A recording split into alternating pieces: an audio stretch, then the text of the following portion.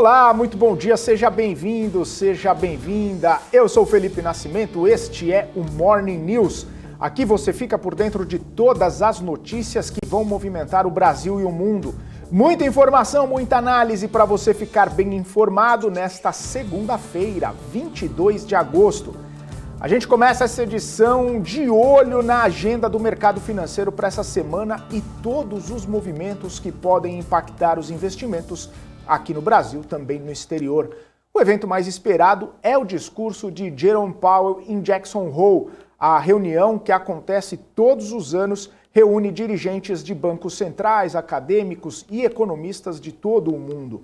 O tema desse ano é reavaliando as restrições à economia e também à política. A fala de Powell é aguardada porque os investidores querem pistas dos próximos passos do Banco Central americano na questão dos juros.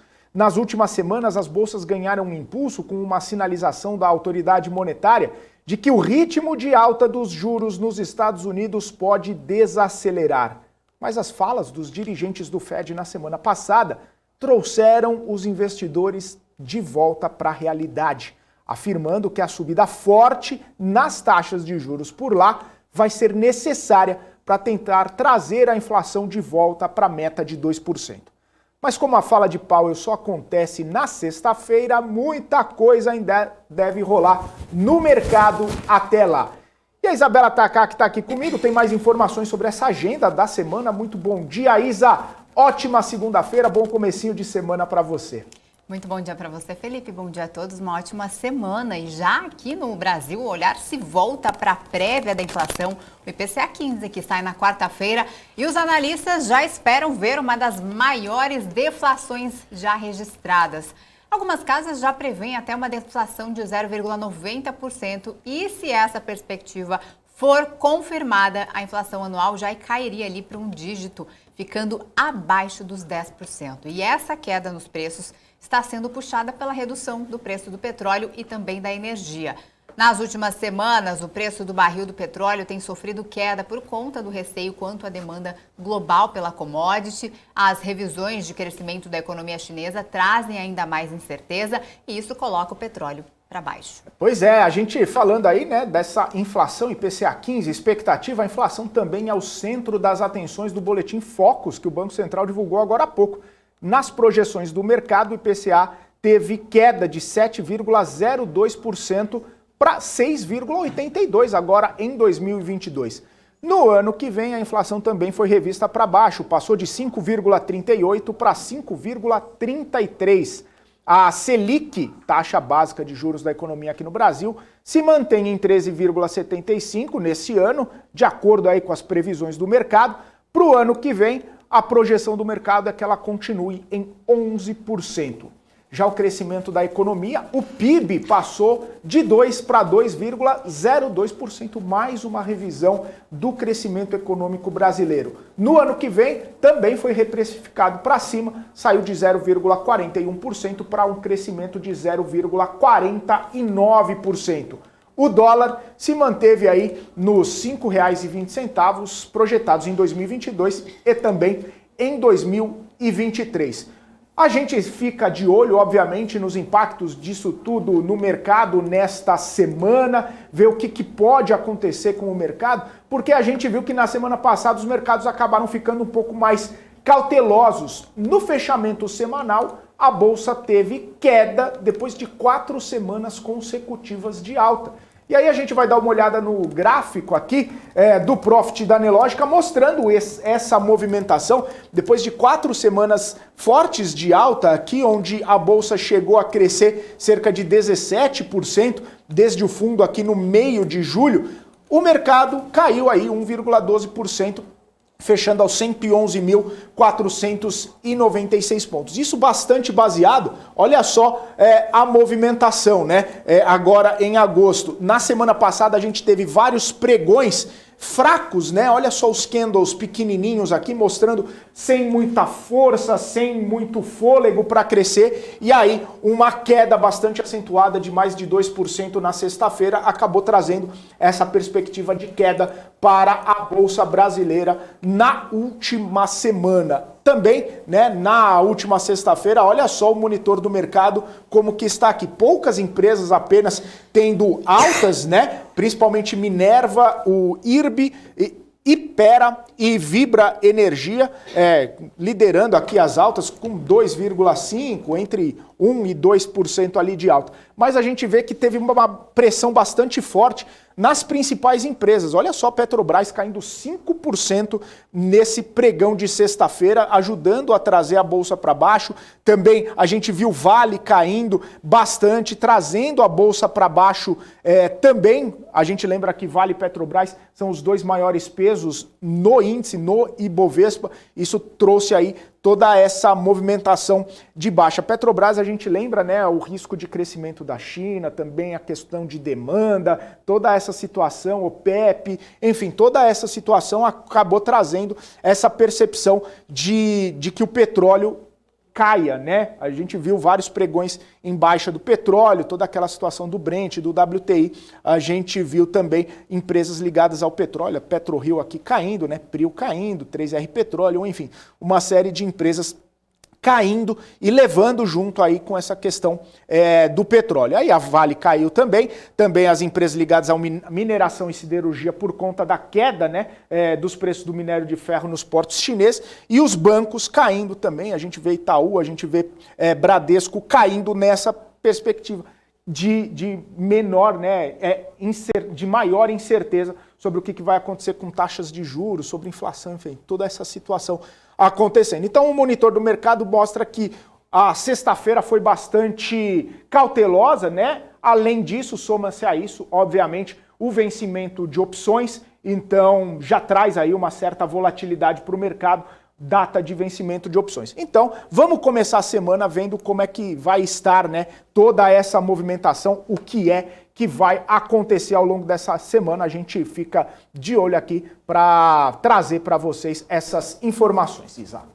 Foi um levantamento do valor sobre a temporada de resultados das empresas de capital aberto mostra que a pressão nos custos e as despesas financeiras maiores ali reduziram os lucros das companhias. Isso mesmo com um crescimento significativo das receitas.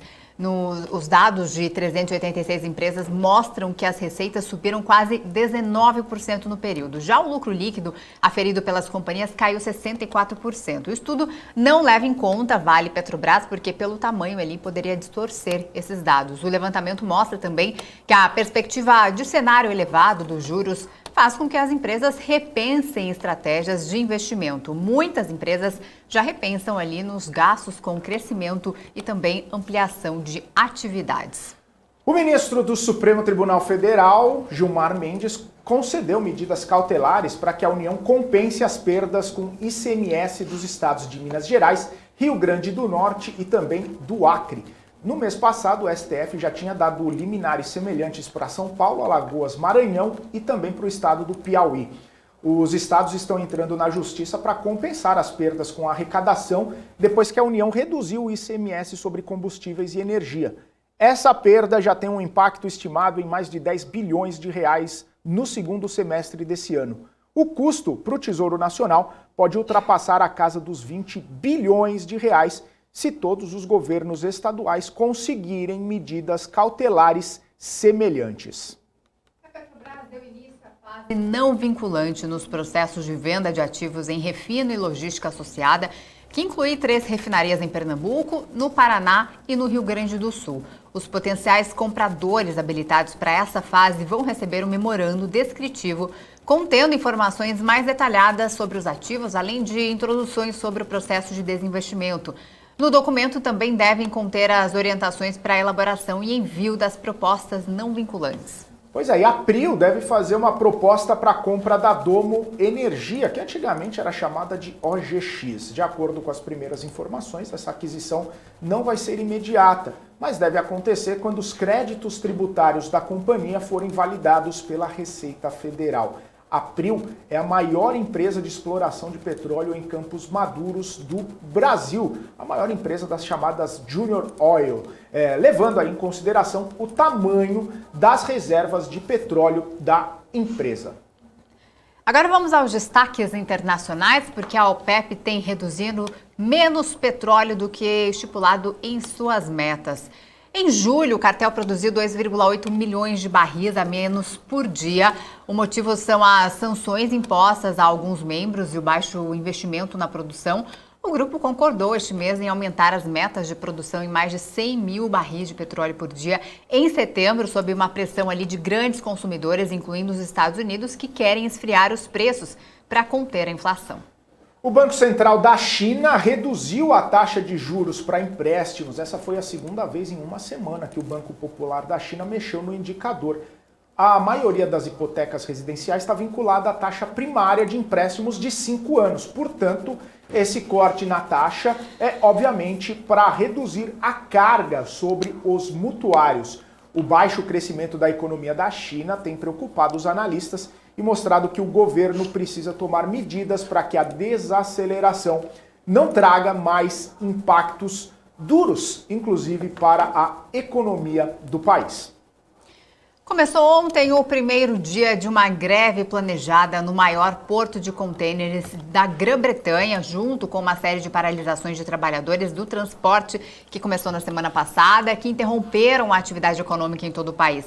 Quase 2 mil trabalhadores no porto de Felixstowe, localizado a cerca de 150 quilômetros de Londres, abandonaram os empregos por causa do salário, levantando temores de graves problemas na cadeia de suprimentos. O porto movimenta cerca de 4 milhões de contêineres por ano de 2 mil navios, quase metade do frete marítimo de entrada no país. A secretária-geral do Sindicato Trabalhista, que convocou a greve, alegou que a empresa que opera os cais enormemente lucrativo e sua controladora priorizava os lucros dos acionistas sobre o bem-estar dos trabalhadores. Esse seria um dos motivos dessa paralisação. O porto disse em um comunicado que levantava o impacto que os ataques teriam nas cadeias de suprimento no Reino Unido. Ele disse que os trabalhadores receberam um aumento salarial no valor médio de mais de 8% no ano atual, lembrando que os britânicos estão enfrentando a pior crise de custo de vida em décadas, já que os salários não conseguem acompanhar a inflação e os custos de mantimentos e as contas de serviços públicos aumentam. Apesar desse aumento que eles tiveram de 8%, eles falam que não condizem ainda com essa inflação e por isso estão insatisfeitos e começaram a greve ontem. E outras categorias como professores também devem entrar em greve a partir desta semana lá no Reino Unido. É isso aí, são 9h02. Daqui a pouquinho a gente vai bater um papo com o Calil de Lima, analista da Rich Capital, sobre as movimentações no setor de varejo. É daqui a pouquinho, logo depois do nosso intervalo comercial. Fique com a gente.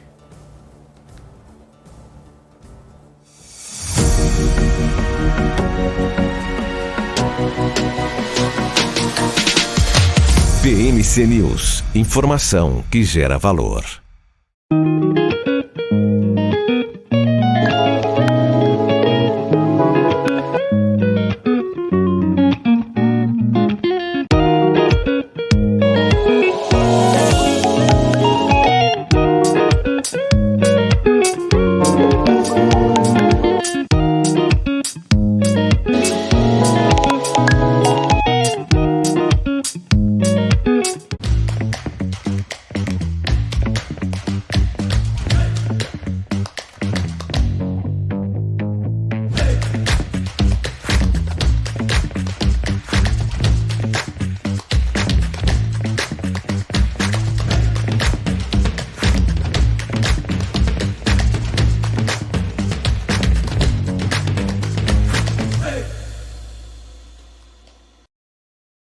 As empresas que fazem parte do seu dia a dia estão em uma das maiores bolsas do mundo, a Nasdaq.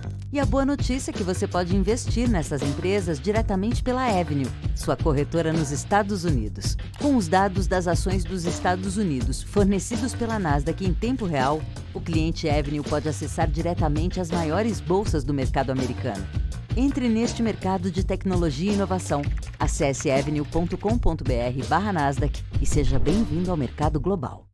Quer aprender as estratégias para operar mini contratos e ganhar como os grandes players do mercado sem pagar nada por isso? Bom, é isso que a Invest Academy da Nelogica e o Neto vão trazer para você na Semana dos Mini Contratos. O segredo. Um evento 100% gratuito e online que vai acontecer nos dias 16, 17 e 18 de agosto, sempre às 20 horas no canal da Nelógica e da BMC no YouTube. Acesse o QR Code que está aqui na tela e faça seu cadastro para participar.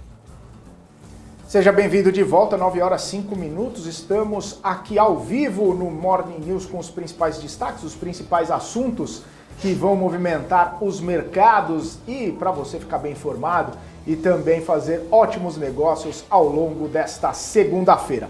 Agora eu quero chamar o nosso convidado, Calil de Lima, analista da Rich Capital, já está aqui conosco para bater um papo sobre esse setor de varejo. Calil, seja muito bem-vindo aqui ao Morning News, um prazer falar contigo, bom dia.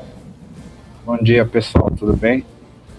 Tudo jóia. Calil, eu quero começar falando contigo, até repercutindo um pouco, né? Vimos aí a temporada de resultados, esse levantamento feito aí pelo Valor Data mostrando que as empresas estão com dificuldades ali por conta de taxa de juros, né, mais altas, custos dos investimentos pegando bastante na questão da lucratividade, afetando a lucratividade das empresas. Embora receitas tenham crescido por conta de repasse de inflação, as empresas estão com dificuldade de aumentar o lucro líquido. Queria saber como que você viu essa temporada de resultado no setor de varejo, esse impacto, né, dos juros foi forte no resultado dessas empresas. Como que você avaliou, né, toda essa movimentação dessas linhas das empresas aí, com receita até um pouco mais forte, porém afetando o lucro das empresas?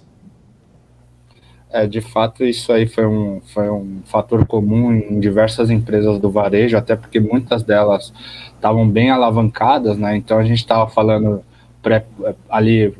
pré-pandemia de um custo de capital de CDI mais 2% e o CDI ali estava em 2%, 4%. Agora a gente está falando de quase um notional de 18%, né? Então, de fato, a gente viu algumas receitas ali crescendo 40% ano contra ano e alguns lucros até comprimindo, na verdade, né? Mas o que a gente acabou olhando muito foi a questão de margem bruta, né? Então, isso já ia acontecer, já era esperado, né? Com a alta de juros que ia comprimir. Então, a nossa leitura aqui foi ver margem bruta, se o pessoal estava conseguindo repassar preço, para ver se tinha algum indício de recuperação após todo esse período, porque a gente sabe que quem sobreviver agora, né, a gente está falando de o custo de capital vai cair lá na frente e ela está entregando mais receita, então por si só a empresa vai estar muito melhor, né, mas também teve outro fato que chamou a atenção, foi a questão de PDD, que ajudou a comprimir isso. Então, você vê muita gente que fez uma despesa de PDD, que passou ali pela DRE, às vezes 100% maior do que foi o ano passado. Por quê? Porque o crédito era mais barato ali, então você tinha muito consumo. Agora a gente está vendo essa questão de inadimplência, isso ajudou a comprimir um pouco antes de chegar do EBIT, e aí quando chegou lá, com juros, com custo de capital de 18%, a gente viu o lucro comprimir. Então, a nossa preferência aqui foi por empresas que estão apresentando uma recuperação de margem frente ao período pré-pandêmico, né? E aí tem alguns cases que são bem interessantes, e olhar alguma empresa que estava mais desalavancada, porque também em períodos de crise que a gente começa a ver algumas movimentações de M&A, e só vai conseguir fazer isso quem tem balanço para fazer isso. Calil, eu queria que você comentasse as expectativas aí da recuperação de vendas nessa segunda metade do ano, vendo que temos eventos como Copa do Mundo, Black Friday, né? A Copa do Mundo, por exemplo, já está beneficiando alguma varejista? O investidor já pode identificar isso, né? Eu queria falar, então, das perspectivas dessa melhora de cenário aí para esse próximo semestre. Perfeito. Acho que para a segunda metade do ano, né? A leitura é um pouco mais cautelosa, mas ainda otimista, até porque os resultados no segundo TRI surpreenderam em algumas varejistas muito o consenso, né? Então tem toda uma questão de, será que teve algum adiantamento de consumo agora no segundo TRI que vai tirar o consumo do terceiro e do quarto TRI? A gente não sabe ainda, né? Mas falando com as empresas, as perspectivas de julho e agosto ainda estão positivas, então isso deve ajudar o consumo na segunda metade do ano. E aí, mais específico de Copa do Mundo, tem uma questão que a Copa sempre foi no meio do ano e agora você está junto com o calendário de Black Friday. Então, a gente não sabe se vai perder um pouco do calendário por conta disso, né? São duas atividades promocionais no mesmo calendário do ano, então não se sabe se vai ter uma canibalização ainda, por isso uma cautela. E além disso, para as varejistas em questão, a depender dos jogos e como o brasileiro for sair na rua para assistir os jogos, é muito difícil você ver num fim de semana, se os jogos caírem no fim de semana, ele ir para o shopping depois do jogo. Provavelmente ele já tomou algumas cervejas, vai ficar em casa, então você tira um pouco o fluxo do varejo se cair muito jogo no fim de semana e se a audiência for alta. Por outro lado, tem toda uma questão que os comércios gostam de se preparar para a Copa do Mundo. Então a gente não sabe se a gente vai começar a ver venda de televisão, de aparelho auditivo para quem for transmitir jogos. E você tem o grupo SBF, né, que comprou a Nike, e a Nike patrocina diversas seleções, e se você for ter que comprar artigos esportivos para ver a Copa, provavelmente você vai comprar alguma coisa do grupo SBF, né? Então tem essas duas coisas acontecendo aí que pode beneficiar algumas varejistas. Uhum. E nesse sentido também, Calil, como você comentou ali, as varejistas do ramo de alimentação, não tem só essa questão da Copa, das pessoas se prepararem e tudo mais, mas também a gente vê uma, talvez, melhora ali na questão do desemprego e as pessoas tendo mais acesso a recursos e tudo mais. Isso pode ser uma parcela importante do destravamento dessas empresas, embora a inflação ainda esteja um pouco elevada, por mais que a gente tenha aí essa perspectiva de deflação agora em agosto e uma inflação mais baixa, como a gente viu até no Boletim Focus, divulgado agora cedo, essa perspectiva de inflação, as pessoas com mais emprego, um sentimento um pouco maior de crescimento econômico, isso pode ajudar essas varejistas do setor de alimentação, os supermercados? Sim, até o que a gente viu muito no segundo TRI, nessas varejistas de supermercado, foi basicamente um aumento de tickets.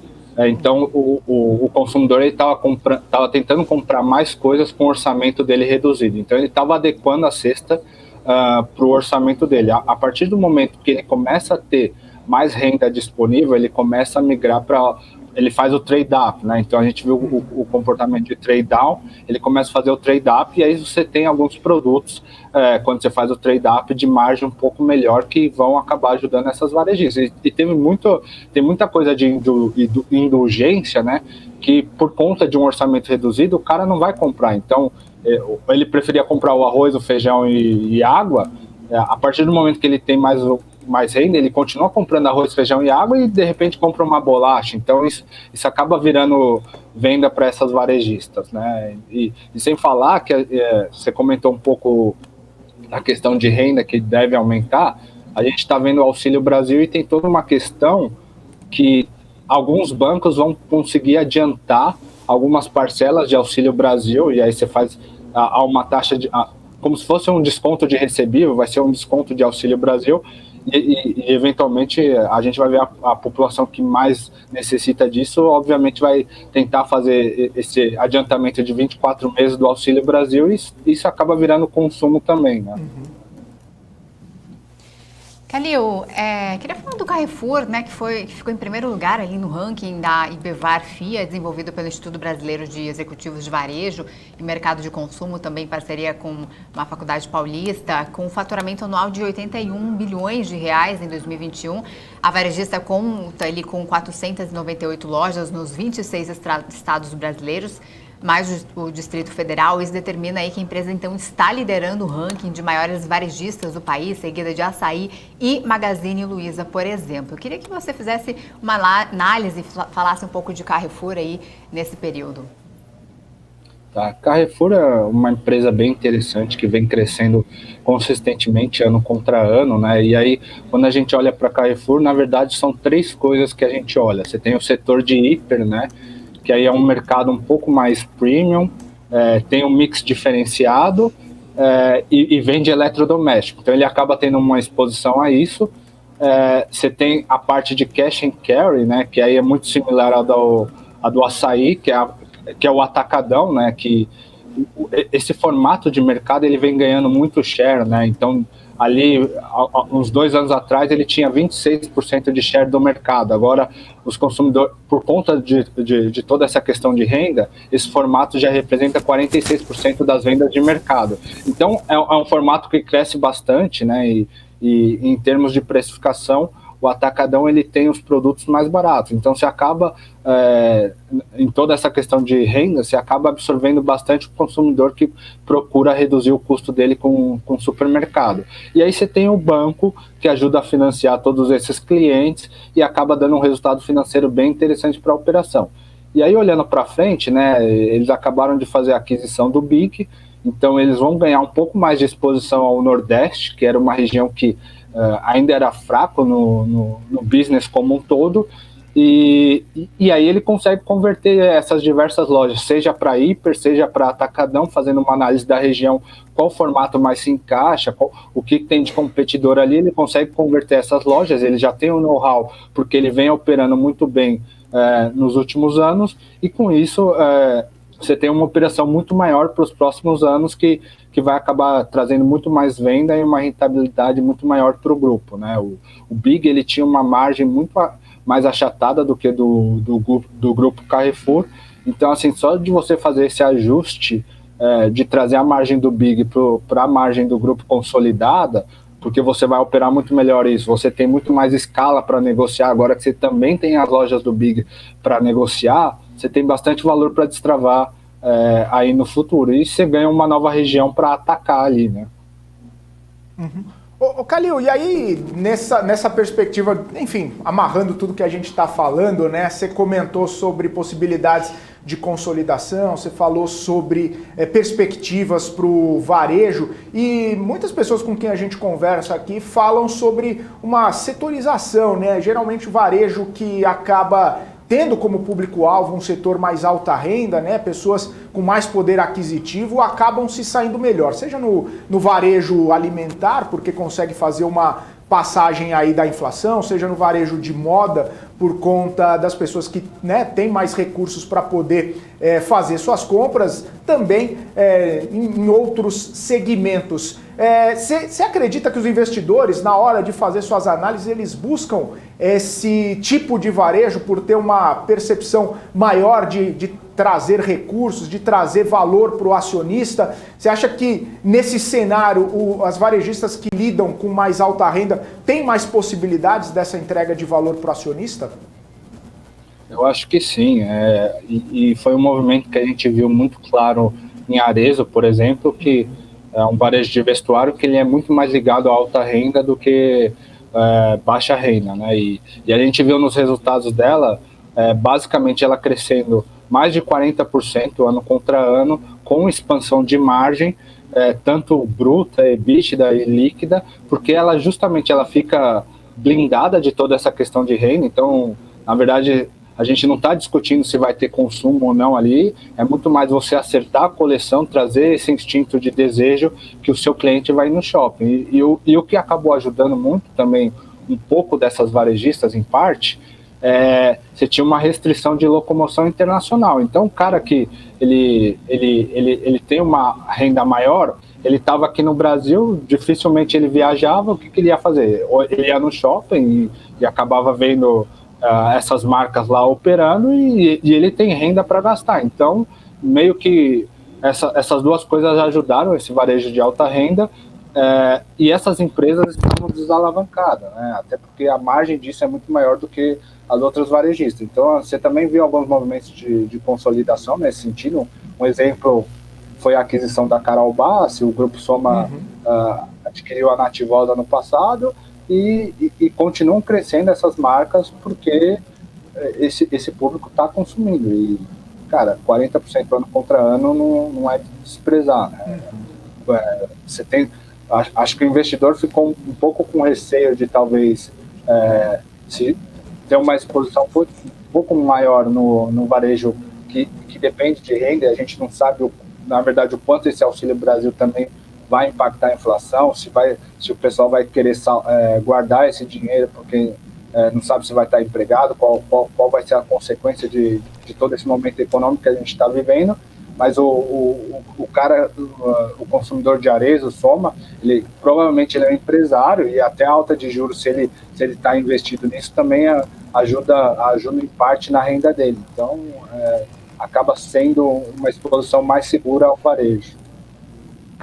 Maravilha. Calil, quero agradecer sua participação aqui com a gente. Muito obrigado pelo seu tempo aqui, sua disponibilidade, papo muito bacana. Até uma próxima, então. Ótima semana para você.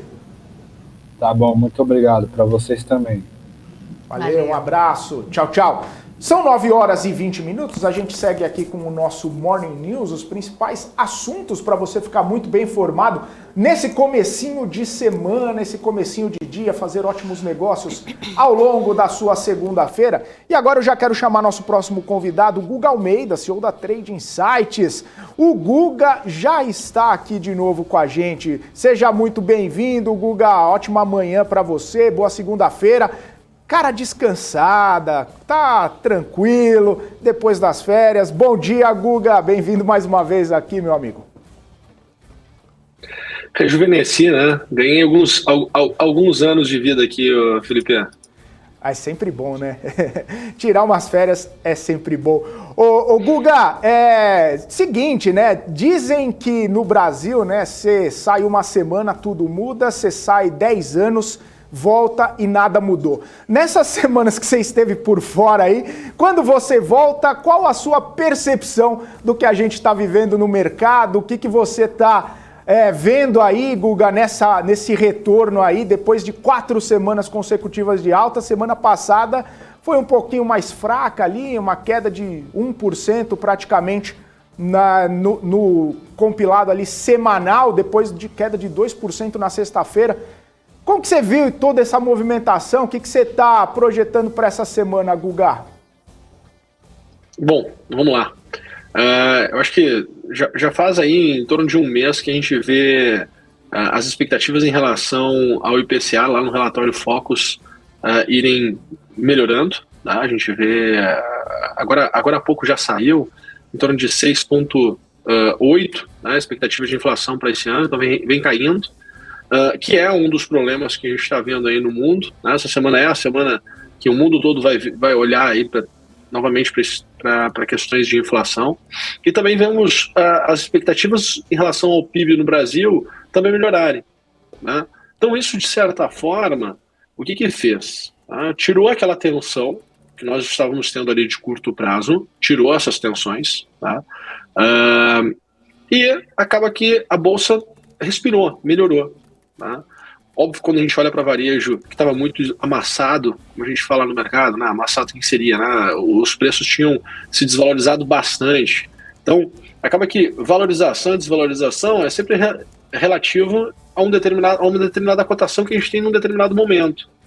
Então, como tinha tido uma desvalorização muito forte no setor de varejo, obviamente que o respiro do mercado trouxe, né, aí uma performance muito bacana. É uma performance que todo mundo gostaria de ter, né? Naqueles novos, e isso se teve uma oportunidade em função dos níveis de preço que a gente tinha visto o mercado chegar. Tá? Só que agora, né, o que a gente viu, né, a nossa bolsa sendo muito puxada, né, também por Petrobras, que teve uma valorização muito expressiva, né, e petróleo está aí nas cotações do pré-invasão da Rússia, né, à Ucrânia. Ele não está naquele patamar de preço pós-invasão, mas sim no pré-invasão. Tá? E isso traz aí uma nova leitura de mercado. O que eu acredito? Tá? Eu, Gustavo, tá? O que eu estou enxergando? Eu estou enxergando que nesse patamar de preço que nós estamos, o mercado já está ok, ao meu ver, dentro do contexto está precificado, dentro do momento do mercado também está precificado. Continuo com aquele mesmo cenário antes de ter saído de férias, que havendo um movimento positivo do nosso mercado, eu enxergo que o próximo rally de alta da Bolsa será para ir para 150 mil pontos. Não tenho a aposta de que a gente já está nesse movimento. Tá? Para mim, eu acho que a gente... eu imaginava que nessas 2 semanas a gente teria mais lateralidade, né? De certa forma, a gente teve uma semana de alta, outra semana já o mercado travou, né? Mas imagino que a gente entra num ambiente mais de lateralidade, né? Para aí sim, eu acho que a reta final do ano, quem sabe o último trimestre desse ano, início do ano que vem, a gente possa entrar novamente aí num rally de alta. Tá? Então, eu acho que no curto prazo a gente tem espaço ainda para ter algum tipo de surpresa negativa, tá? Mas parece que as coisas aqui no Brasil, de fato, já estão se organizando se não tiver aí uma mudança muito expressiva, principalmente pós as eleições. Eu acho que as coisas elas estão, quando a gente olha para a questão de economia, e comparando com os outros países, me parece que as coisas estão melhores aqui no Brasil do que no resto do mundo, tá? Pelo menos nessa janela de tempo que nós estamos agora. E vamos lá, né? É a minha opinião, né? Então, não necessariamente vai agradar a todos que estão nos ouvindo. Boa. Semana passada, a ata do FONC abrindo uma possibilidade aí de subida de até 0,75% ao ano. Em meados de julho, para cá, a gente viu ali o rally das bolsas, né? Tanto lá fora quanto aqui. Com essa ata do FONC, você acredita também que esse rally das bolsas pode ter chegado ao fim? E também tem a agenda do Powell na sexta-feira, né? Que acaba trazendo uma volatilidade aí na semana. Qual que é a sua opinião? Sim. Eu acho que meu grande fantasma das bolsas é a bolsa americana nesse momento, né? Acho que lá fora é onde vai vir a surpresa negativa e vamos tentar entender como é que vai ser a resposta na nossa bolsa também logo após sair a próxima decisão do FONC, né? Para mim o fantasma está lá. Eu acho que se a gente não tivesse que... Se de fato a gente conseguisse trabalhar isoladamente na bolsa americana, e a gente não consegue, porque, querendo ou não, a gente exporta commodity, querendo ou não, a gente depende do capital estrangeiro, e o capital do estrangeiro, querendo ou não, quando olha para o Brasil, nós ainda somos emergentes, nós ainda temos muito para evoluir, apesar de quando a gente compara com os países subdesenvolvidos, a gente tá muito melhor, mas não tem como negar que o investidor, quando olha para o Brasil, o mercado brasileiro é muito pequenininho ainda. Então, estamos trabalhando para crescer. Ainda não somos. Tem muito trabalho ainda para ser feito. E, obviamente, uma correção mais intensa, mais forte no mercado norte-americano vai impactar aqui no mercado brasileiro, ainda mais se, de novo, nós estamos caminhando para começar todo esse processo de eleições. Teremos eleições aqui no Brasil, tá? E isso traz mudanças, tá? Pode ser que tem pessoas que gostam de um candidato, gostam do outro candidato, não importa, mas toda vez que tu olha para a mudança de poder, tem mudanças, né, em todas as questões de estrutura, e isso vai impactar nas tomadas de decisões dos investidores, mesmo que muita gente fale, não tem nada a ver, tem sim tudo a ver. Muda o comportamento, muda as expectativas, muda a forma como vai tomar risco, e isso vai impactar em preço ali na frente. A gente tem que entender isso. Quando a gente olha para a fotografia atual, as coisas estão ok, né? Pô, a gente olha para o relatório Focus, né? As coisas estão melhorando, a gente está melhorando. Vamos comparar com o que a gente estava vivendo nos últimos 2 anos. Tá? Parece que as coisas elas estão começando a se acomodar dentro do contexto que tu tem. Obviamente que as pessoas elas têm uma visão, né, uma expectativa, uma percepção sobre a realidade muito diferente daquilo que estão de fato vivenciando, né? Se a gente for comparar e for olhar momento a momento, me parece, pelo menos na minha opinião, que as coisas elas estão melhorando. E isso, né, vem fazendo com que os preços dos nossos ativos também venham a estar melhorando. Tá? Mas, Ilza, eu tô... para mim, o grande fantasma vem dos dados e das decisões lá no mercado norte-americano. Ô Guga, e temos análise do gráfico hoje, onde podemos chegar nesse Ibovespa futuro aqui que está operando em linha com os mercados internacionais numa queda nessa segunda-feira? Vamos lá. Deixa eu olhar aqui com vocês. Compartilhar minha tela. Estou com o índice futuro aqui aberto. Eu vou colocar uma cotação intradiária, tá? Para o pessoal que não sabe, intradiária, cada barrinha, eu estou colocando aqui onde cada barrinha que vocês estão olhando aqui na tela agora, ela tem uma duração de 15 minutos, tá? E o que a gente consegue olhar aqui? A gente consegue pegar aqui de informação para poder fazer o estudo, para poder fazer a análise. Acho que o último movimento é o mais interessante de se pegar, tá? Que é esse movimento que está aqui, ó, do dia 16 de agosto, às 16 horas, até o dia 17 de agosto, às 15h15, às 13h15 da tarde. Quando a gente pega este movimento e faz uma projeção do que pode vir a acontecer para baixo, tá?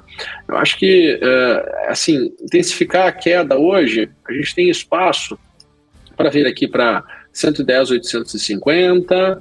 Eu acho que ali a gente poderia começar a imaginar que poderia ter uma resposta positiva do mercado, até mesmo 109.620. Né? Então, poxa, querendo ou não, a gente está aqui nessa região aqui dos 110 mil pontos, tá? Corrigindo nessa região aqui dos 110 mil pontos. Então, está longe das mínimas, né? Tá bem longe das mínimas, o que dá um pouco de fôlego, né, para os investidores. Eu ficaria um pouco mais otimista, né, para a semana, se por acaso a gente conseguir voltar acima da região aqui dos 112.900 pontos. Então, acredito que nós estamos aqui numa inércia de correção, tá? Numa inércia de ajuste de todo esse movimento que nós tivemos de alta, que não foi pequeno, tá? Não foi pouco, como o Felipe mesmo colocou, né? 4 semanas de alta. E aí, então a gente começou esse ajuste, começou essa correção, né? Parece que o mercado ele encontrou ali o seu nível de satisfação, vamos assim dizer, tá? Nessa região dos 115, 116 mil pontos, olhando para o índice futuro.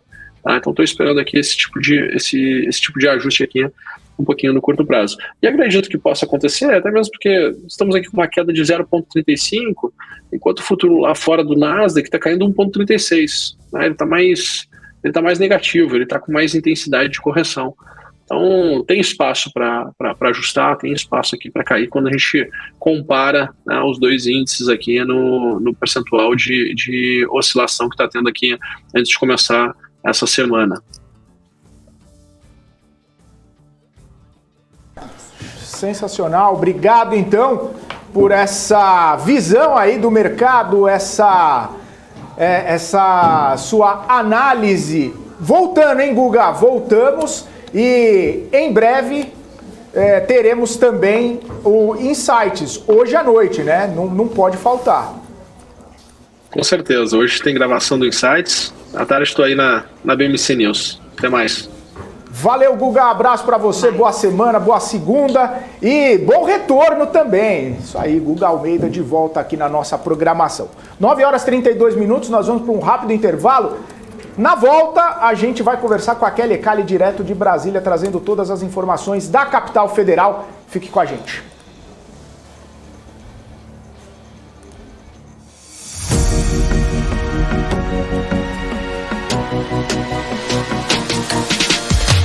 BMC News, informação que gera valor. A CapTable é a maior plataforma de investimentos em startups do Brasil que conecta você, investidor, a essa nova economia. Nós selecionamos e avaliamos as empresas em ascensão de forma rigorosa. E você se torna sócio das marcas mais inovadoras e com futuro exponencial no mercado. Invista de forma descomplicada, inteligente e exponencial. Acesse captable.com.br e faça parte da nova economia. Você quer saber mais sobre economia e investimentos para aproveitar as oportunidades no mercado de trabalho? Eu te apresento o MBA do Terraço. Diga adeus para aquela velha distância entre conhecimento acadêmico e aplicação na realidade, com um curso didático, sem economês e direto ao ponto. E tudo isso contando com o apoio de um time de profissionais especializados em economia, política e investimentos. Fala galera, como vocês estão? Quero te dar boas-vindas no nosso MBA aqui do Terraço Econômico. Vamos nessa? Para saber mais é só clicar no link que está aparecendo aí na sua tela. As empresas que fazem parte do seu dia a dia estão em uma das maiores bolsas do mundo, a Nasdaq. E a boa notícia é que você pode investir nessas empresas diretamente pela Avenue, sua corretora nos Estados Unidos. Com os dados das ações dos Estados Unidos fornecidos pela Nasdaq em tempo real, o cliente Avenue pode acessar diretamente as maiores bolsas do mercado americano. Entre neste mercado de tecnologia e inovação. Acesse avenue.com.br/Nasdaq e seja bem-vindo ao mercado global.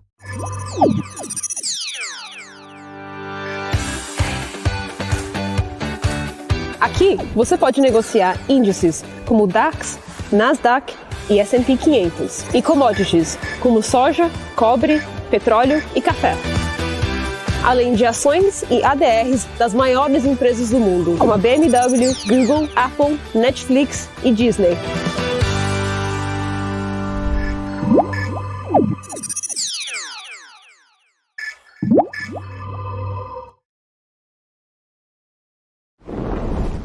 Notou a inflação explodindo recentemente? Preço da gasolina? O seu dinheiro está desaparecendo? Rentabilize suas criptomoedas com a Bybit Ganhos. Tudo isso em uma plataforma intuitiva, segura e dinâmica. Não perca mais tempo, porque tempo é dinheiro. Abra sua conta hoje mesmo. Bybit.com. No mercado financeiro, o conhecimento faz toda a diferença. Por isso, estude com quem realmente entende do assunto. O Wilson Neto e Invest Academy desenvolveram o Na Trilha do Game, um curso definitivo sobre mini contratos. Aprenda a operar mini índice e mini dólar como um profissional. Conheça as regras do jogo e domine as principais técnicas para gerenciar o risco e identificar as melhores oportunidades. Não perca mais tempo e faça já a sua matrícula. Seja bem-vindo de volta, 9h36. Estamos ao vivo aqui no Morning News. Principais assuntos e destaques para você fazer ótimos negócios ao longo desta segunda-feira. Vamos falar de política? Foi divulgada hoje a pesquisa BTG-FSB para a presidência da República. Segundo o levantamento, o ex-presidente Lula tem 45% das intenções de voto. Bolsonaro subiu a 36%. Ciro Gomes aparece com 6% e Simone Tebet tem 3%. Em relação à pesquisa anterior, Lula se manteve estável, enquanto Jair Bolsonaro cresceu dentro da margem de erro, saindo de 34% para 36%. No segundo turno, o levantamento mostra Lula com 52% das intenções de voto e Bolsonaro com 39%. Na comparação com a pesquisa anterior, Lula caiu 1 ponto percentual, enquanto Jair Bolsonaro subiu 1 ponto percentual neste levantamento para o segundo turno. A pesquisa foi feita com 2.000 pessoas entre os dias 19 e 21 de agosto. A margem de erro é de 2 pontos percentuais para mais ou para menos. Bom, hora de a gente ir até Brasília falar com a nossa repórter Kelly Cali, porque no fim de semana o presidente Jair Bolsonaro indicou que vai aceitar o resultado da eleição, mesmo se não sair vencedor. Kelly Cali, bom dia. Conta mais pra gente sobre essa fala do presidente. Oi, Isa, bom dia, Fê, bom dia a todo mundo que está acompanhando a gente aqui no Morning. Essa fala do presidente Jair Bolsonaro chamou a atenção porque pela primeira vez ele realiza aí essa declaração publicamente, né, no sentido ali indicando que caso realmente perca as eleições, como mostram aí as pesquisas, né, que há essa probabilidade, ele vai aceitar o resultado, né. O presidente Bolsonaro fez a fala para apoiadores durante um evento no sábado, no final de semana, quando participou de uma motociata, né. Na motociata ele fez ali uma hora aproximadamente de parada, ali cumprimentando os seus ali, apoiadores, né, e fez essa fala que foi uma fala recebida com surpresa, porque, como eu disse, é a primeira vez que o presidente faz algo nesse sentido, né, então ele disse, claro, que busca a reeleição, inclusive vai estar mais tarde aí, né, no Jornal Nacional, né, para ser sabatinado, né, ele abre aí, então, essa sabatina, né, inclusive a própria campanha vê como este momento de logo mais uma grande resposta de como será a campanha dele, se ele se sairá bem, se não se sairá bem, enfim,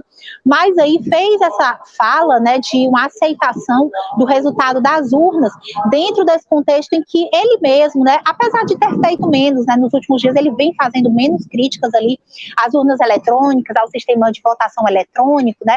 Mas fez aí pela primeira vez essa ressalva de que caso realmente perca as eleições, trabalha pela sua reeleição, mas caso perca, vai sim aceitar o resultado das urnas, né? Vamos lembrar que o presidente Bolsonaro fez a declaração no último dia da semana em que ele participou ali da posse do ministro Alexandre de Moraes como presidente do TSE e Ricardo Lewandowski como vice-presidente da corte, né? Eles que vão comandar o TSE pelos próximos 2 anos, ou seja, vão ser os grandes nomes ali da justiça eleitoral nesse período de eleições, né? Em outubro, e se tiver segundo turno, também no finalzinho de outubro, finalzinho de outubro, né? O Alexandre de Moraes, só para a gente resgatar, fez uma fala muito grande, né, que repercutiu durante quase toda a semana passada, de defesa da democracia, defesa do sistema de urnas eletrônicas, da inviolabilidade das urnas e sim, no caso aí da lisura, né, do processo eleitoral, do resultado eleitoral, ou seja, o presidente do TSE não deixou margem ali, mais uma vez, né, mas agora como presidente não deixou margem para que haja essa linha de desconfiança do resultado das urnas eletrônicas, né. O presidente, então, participa mais tarde dessa sabatina e a gente, claro, vai acompanhar para ver, né, como que vai ser aí o conteúdo, né, o teor dessa entrevista, se o presidente Bolsonaro vai fazer ali uma sinalização mais responsiva, no sentido ali de fazer mais ataques, seja ali as urnas eletrônicas, ou seja também ali ao que ele chama de ala da esquerda, enfim, ou se ele vai ter, como demonstram os últimos dias, né, se ele vai ter um comportamento mais pacificado, um comportamento mais de apresentar planos de governo, as suas propostas, o que ele fez esse ano, claramente, né, nesses 4 anos quase, ele vai ser questionado sobre as suas ações de governo, mas também a expectativa de que ele demonstre o que ele fará, o que ele tem de projetos para o Brasil. Volto com vocês aí no estúdio.